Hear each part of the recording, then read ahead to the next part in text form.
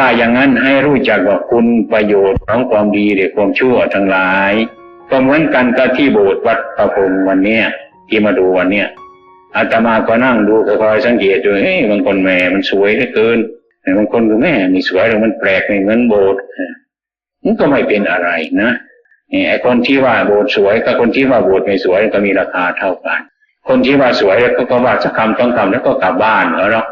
ไอ้คนที่ว่าไม่สวยสักคำต้องคำก็กลับบ้านครับเขาไม่ได้มายืนทวงอยู่ตรงนี้กับทั้งปีกับทั้งชาติครับอย่างนั้นคนที่ว่าสวยแล้วก็หนีไปคนที่ว่าไม่สวยเขาก็หนีไปโบสถ์ยังอยู่อย่างเก่านะตัวเราท่านทั้งหลายนี่ก็เหมือนกันฉะนั้นอย่าลืมทัศนาจรหรือทัศนศึกษาด้วยตัวเองเดินไปโน่นข้างล่างมันถึงปลายเท้าข้างบนมันถึงศีรษะทัศนาจรดูอยู่บนศีรษะไปหาปลายเท้า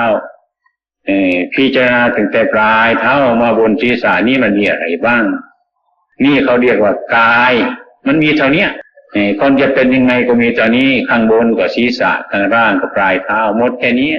พระพุทธเจ้าท่านสอนดีว่านี่อะไรคือกายให้รู้กายของเราส่วนนี้ว่ามันเป็นเสียอย่างนี้มันมีผิวพรรณวรรณะผ่องใสไม่สะอาดสม่ำเสมอกันทั้งนั้นก็เป็นอย่างนี้แต่นี่เราก็เห็นกายข้างนอกไอ้คนนั้นสวยไอ้คนนี้ไม่สวยไอ้คนนั้นสูงคนนี้ต่ำเป็นธรรมดาแต่ยังไม่เข้าถึงกายถ้าเราทัศนาจรเป็นทัศนศึกษาในกายของเราเนี่ยไอ้ของที่กายในกายมันมีอะไรบ้าง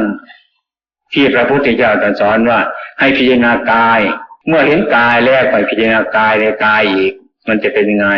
ทำไมถึงเป็นอย่างนั้นคือให้มันแยกกายออกไปอีกว่าเราดูร่างกายแล้วก็ผิวเผินเท่านั้นแหละไอ้คนนั่นสวยไอ้คนนั่นไม่สวยอย่างนี้เป็นต้นมีความรู้สึกเกิดขึ้นมาอันนี้กายข้างนอกทัศนศึกษาให้พิจารณากายในกายนั้นมันเป็นยังไงกายในกายของคนทุกคนไม่มีอะไรจะแปลกกันสักนิดหนึ่งนะไม่มีอะไรจะแปลกกันสักนิดหนึ่งพูดง่ายๆการทานอาหารตอนเช้าวันนี้หรือตอนเย็นวันนี้ก็เหมือนกันมีแต่ของดีๆทั้งนั้นนะมันแปลกกันนะแล้วก็เข้าใจว่าของมันดีนะแต่ที่มันเข้าไปมันเป็นของดีนะมีราคามากต่ำสูงประการทั้งนั้นแหละเมื่อเข้าไปในท้องแล้วออกมาที่ไหนราคาเท่ากันแต่นั้นนะไม่ได้แปลกอะไรกันเลยอันนี้ของฉันราคามากอันนี้ของฉันเนี่ยไม่มีใครแย่งกันเลยเป็นต้นแต่เมื่อจะเข้าไปในจานนี้เท่านั้นจานนั้นเท่านี้จานนี้แต่แย่งซื้อแย่งขายแย่งกินกันแต่มันออกมาแล้วมันมีราคาเท่าๆกันนะเคยเห็นไหมนี่ล่ะถ้าเราทัศนศึกษาไอ้ภายกายในกายมันจะรู้เป็นอย่างนี้เมื่อเห็นเช่นนี้เราก็ลึกเข้าไปอีกไอ้คนเรานี่มันก็แปลกกันนะจะไม่ควรยึดมั่นก็ไม่ควรถือมั่นนะก็ต้องเป็นอย่างนี้พระพุทธเจ้าท่านจึงบอกว่าในการเกิดแก่เก็บตายลักษณะนี่มันเสมอกันทั้งนั้นท่านจึงให้โอวาทตัวเราท่านทั้งหลายว่าเหมือนญาติพี่น้องอันเดียวกันเรามาด้วยกันไปด้วยกันอยู่ด้วยกันนี้เป็นญาติคือความเกิดญาติคือความแก่ญาติคือความเก็บญาติคือความตายอันนี้ท่านเดียวเป็นญาติกันทั้งนั้นเนี่ยนี่มันญาติกันมันเหมือนกันอย่างนี้บางคนที่ไม่รู้สึกอะไรไม่เหมือนกันไอ้คนนั้นมันเป็นอย่างนี้ไอ้คนนี้มันเป็นอย่างนั้นพระพุทธเจ้าท่านจับมารวมยอดเลยว่ามันเหมือนกันเกิดมาก็เหมือนกันแก่มาก็เหมือนกันเก็บมาก็เหมือนกันตายก็เหมือนกันไม่มีอะไรจะไม่เหมือนเลยมันเหมือนกันทั้งนั้นมิฉะนั้นพวกเราถ้ามองดูกายแล้วก็ให้มองดูกายในกายว่ามันมีอะไรบ้างมันเหมือนกันที่ตรงไหนมันแปลกกันที่ตรงไหนถ้าเราเห็นธรรมะอย่างนี้สม่ำเสมอแล้วเป็นต้นนะราคะโทสะโมหะมันก็เพลาลงไปมันเหมือนกันมนุษย์เหมือนกันทั้งนั้นไม่ใช่ว่ามันไม่เหมือนกันฉะนั้นท่านจึงจัดเป็นญาติคือความเกิดก็เหมือนกันแก่มาญาติคือความแก่มันก็เหมือนกันญาติคือความเก็บมันก็เก็บเหมือนกันญาติคือความตายทุกคนมันก็ต้องตายเหมือนกันอย่างนี้มิฉะนั้นเราไปคิดแยกซะเพราะเราไม่รู้จักความเป็นจริงเพราะอะไรเราไปทัศนาจรนะก็ไปดูแล้วก็เที่ยวไปดูเฉยๆไม่ใช่ทัศนศึกษาถ้าทัศนศึกษาแล้วก็ปนกันไปด้วยก็ทัศนาจร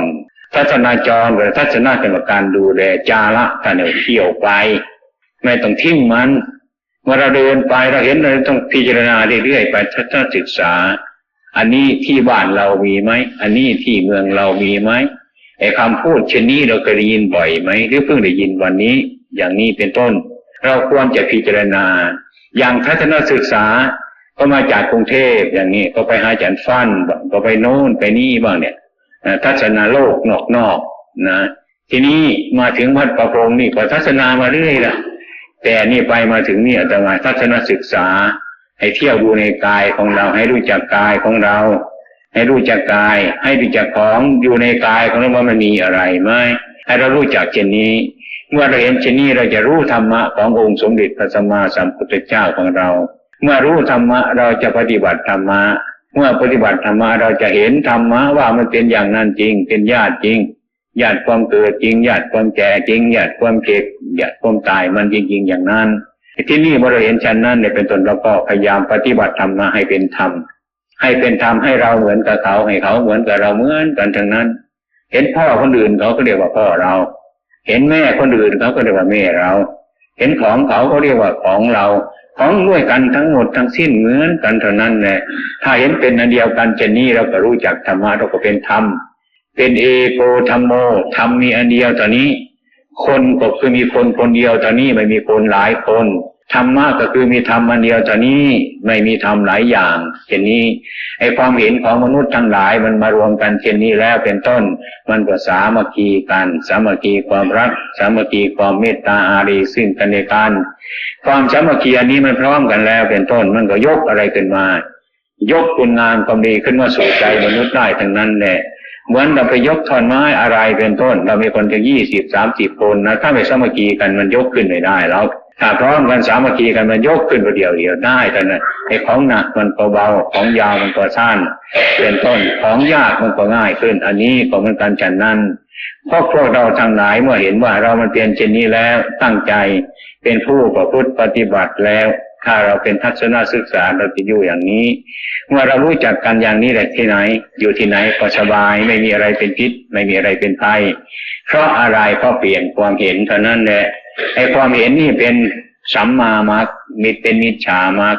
ไอ้ความเห็นผิดนี่เป็นมิจฉาซึ่งเกิดขึ้นมาภายในจิตของเรานี่เองไอ้โทษทั้งหลายทั้งปวงที่มันจะมีมากเกิดขึ้นมานั้นจะเป็นโทษอย่างร้ายแรงกว่ามิจฉาทิฏฐิแล้วไม่มีไอ้ความเห็นผิดพาให้คนต่ำช้าเลวทรามพาให้คนประพฤติไม่ดีไม่งามตลอดประเทศชาติจะร่มโจมไปก็เพราะความเห็นผิดนี่เองพระพุทธเจ้าท่านจึงไอ้ความเห็นผิดนี่คือเทวทัตท่านมองหาไอ้ความดีของเทวทัตมันแม้แต่น้อยนะปลายเส้นขนจามรีก็ยังไม่ได้เลยความบริสุทธิ์นั่นท่านเรียกว่าไอ้ความผิดนั่นแหละเป็นต้นเป็นมิจฉาทิฏฐิถ้ามิจฉาทิฏฐิเกิดเป็นมาแล้วความทุกข์ยากความลำบากความร้อนรนกระวนกระวายทุกประการมันพร้อมกันเกิดขึ้นมาเลยท่านจึงว่ามันเลวที่สุดมันผิดที่สุดเพราะความเห็นผิดเป็นมิจฉามากเป็นต้นอันนี้ส่วนหนึ่งเป็นส่วนที่เราไม่ควรจะศึกษาหรือแม้เราศึกษารู้แล้วก็ทิ้งมันไปนี่เรียกว่าละไปปฏิบัติละสัมมาทิฏฐินี่คือความสามัคคีความเห็นชอบเห็นว่ามนุษย์เราทั้งหลายมันเหมือนกันเป็นคนแก่คนเจ็บคนตายเหมือนกันใครๆก็เหมือนกันทั้งนั้นเนี่ยมีเกิดเบื้องต้นก็มีแปรทำกลางมีแปรทำกลางที่สุดมันก็มีดับไปเป็นอย่างนี้ทุกท่านทุกคนถ้าเราเห็นเช่นนี้มันก็เรียกว่าคนนั้นก็เหมือนกันเท่านั้นแหละอยู่ไปเท่านั้นเหมือนกันเท่านั้นไม่แปลกอะไรกันถ้าไม่แปลกกันมันก็เข้าชิดกันต่อใกล้กันเป็นญาติกันเป็นมิตรกันคือเป็นคนคนเดียวกันเท่านั้นฉะนั้นเมื่อความเห็นเราเป็นที่นี่เรียกว่าเราก็เป็นธรรมไปที่ไหนก็เป็นธรรมนั่งอยู่ก็เป็นธรรมเดินไปก็เป็นธรรมตามองเห็นก็เป็นธรรมหูฟังเสียงก็เป็นธรรมจมูกดมกลิ่นก็เป็นธรรมลิ้นริมรสก็เป็นธรรมมันเป็นสายอย่างนี้เมื่อเราเห็นเช่นนี้เรียกว่าเราก็ไปเห็นธรรมะเมื่อเห็นธรรมะเราก็เห็นพระพุทธเจ้าเราใกล้พระพุทธเจ้าถ้าเราใกล้ธรรมะเราก็ใกล้พระพุทธเจ้าถ้าเราเห็นธรรมะเราก็เห็นพระพุทธเจ้าทำไมก็พระพุทธเจ้าก็คือธรรมะนั่นแหละพูดเรื่องจริงๆคือธรรมะธรรมะก็เหมือนพระพุทธเจ้านั่นเองสีธาตุบาทกุมารแต่ยังท่านไม่บรรลุธรรมะคือคำสอนอันนี้ท่านก็เป็นคนธรรมดาถ้าท่านเห็นธรรมะอันนี้ท่านก็เป็นพระพุทธเจ้าก็แสดงว่าบ่อเกิดของพระพุทธเจ้าคือธรรมะ ถ้าเรารู้จักธรรมะเป็นต้นก็รู้จักพระพุทธเจ้าเราเข้าไปใกล้ธรรมะแล้วก็ใกล้พระพุทธเจ้าถ้าเราเห็นธรรมะเราก็เห็นพระพุทธเจ้าพระพุทธเจ้ายังอยู่ไม่ใช่ว่าท่านหนีไปแล้วท่านยังอยู่ทุกวันนี้ท่านก็ยังคอยจะโปรดสัตว์ทั้งหลายผู้ที่มีความเข้าใจประพฤติปฏิบัติตามเป็นต้นก็เพราะว่าสิ่งที่ผิดมันมีอยู่แล้วสิ่งที่ถูกมีอยู่แล้วเป็นต้นถ้าทำผิดมันก็ผิดถ้าทำถูกมันก็ถูกเป็นเช่นนั้นเพราะความจริงมันมีอยู่นี่คือสัจธรรมสัจธรรมนี้ทำคนให้เป็นพระพุทธเจ้าสัจธรรมนี้ทำมนุษย์ให้เป็นมนุษย์มนุษย์ให้เป็นเทวดาทำให้เทวดาให้เป็นพระเป็นต้นก็เพราะสัจธรรมนี้มิฉะนั้นกำเนิดที่จะเกิดมาเป็นพระพุทธเจ้าพระบรมครูเราเกิดมาจากธรรมะเพราะท่านบรรลุถึงธรรมะเห็นธรรมะแล้วท่านก็เป็นธรรมะนี่ก็เพราะท่านเป็นผู้ทัศนาจรไม่ใช่ดูไปเฉยๆไม่ใช่เดินเที่ยวเฉยๆแต่มีทัศนศึกษาก็ดูไปด้วยศึกษาว่าอันนี้มันเป็นยังไงอันนั้นมันเป็นยังไงรู้จักสิ่งทั้งหลายเหล่านั้นก็มารวมเห็นว่าเรื่องทั้งหมดนี่มันก็เรื่องอนิจจังนั่นเองแหละเรื่องทุกขังเรื่องอนัตตาไม่ใช่ตัวไม่ใช่ตนไม่ใช่เราแต่เขาทั้งนั้นแหละเมื่อท่านเห็นชัดลงไปแล้วเป็นต้นท่านก็เห็นอนิจจังเห็นอนิจจังคือของไม่เที่ยงท่านเห็นของไม่เที่ยงก็คือท่านเห็นของเที่ยงนั่นเองเห็นของไม่จริงจังก็คือท่านเห็นของจริงจังนั่นเองเพราะปัญญาของท่านฉะนั้นวันนี้ที่มาพบกับญาติโยมชาวคณกรที่มาทัศนาจร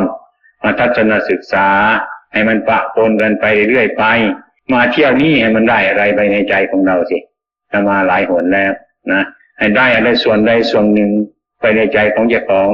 ให้เป็นที่มั่นให้เป็นที่พอใจต้องโปรดเราว่าไม่ต้องขาดทุนเมื่อเรามาวันนี้นะออกจากสถานที่บ้านเกิดเมืองนอนเรามานะหลายชั่วโมงเหมือนกันทิ้งสถานการงานบ้านช่องมาแล้วหาโอกาสมาฟังธรรมะและมาทัศนาจรทัศนศึกษาให้มันเกิดบุญให้มันเกิดกุศลให้มันเกิดประโยชน์อย่างนี้เป็นต้นขาก็เป๋แขนก็เป็นง่อยเรียกว่าคนไม่สมบูรณ์นะในบริษัททั้งหลายไม่สมบูรณ์ก็คือเข้าใจผิดนะเข้าใจผิดแต่ไปทัศนะดูเฉยๆจะกลับไปบ้านไม่มีอะไรไปฝากลูกฝากหลานฝากพ่อฝากแม่ฝากตัวเขาเองก็ยังไม่มีเลยนี่จะทำไง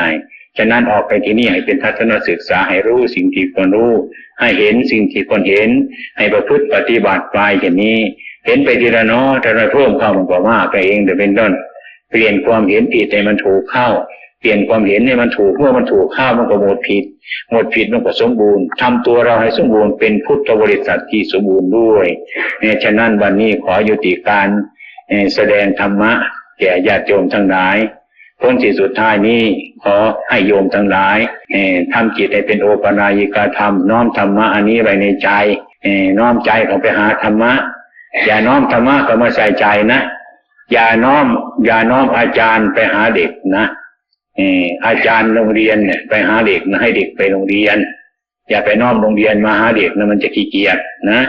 อันนี้คือให้น้อมเราไปหาธรรมะอย่าน้อมธรรมะเข้ามาหาเราเป็นลูกศิษย์ก็ต้องไปหาครูอย่าน้อมครูมาหาเราถ้าเราน้อมธรรมะมาหาเรามันก็ไม่ค่อยดีเราจะน้อมเราไปหาธรรมะเช่นนั้นจึงเป็นคารวจะนิวาโตจะสันตุติจะกตัญญูตาเป็นผู้ไม่ลืมกตัญญูกตเวทีของบุคคลที่มีคุณเป็นต้นฉะนั้นวันนี้ขอด้วยอำนาจแห่งคุณพระศรีรัตนตรัยจงปกปักรักษาพวกท่านทั้งหลายเดินทางไปให้สะดวกอย่ามีอุปสรรคขัดข้องในระหว่างกลางทางออกจากนี้ให้ถึงจุดที่ประสงค์พ้นสุดท้ายจนถึงบ้านถึงช่องด้วยความสวัสดีด้วยอำนาจแห่งคุณพระศรีรัตนตรัยอย่างล้นพ้นอันนี้ขอความสุขความเจริญแก่จงมีแก่พุทธบริษัททั้งหลายทุกๆคนเทอญ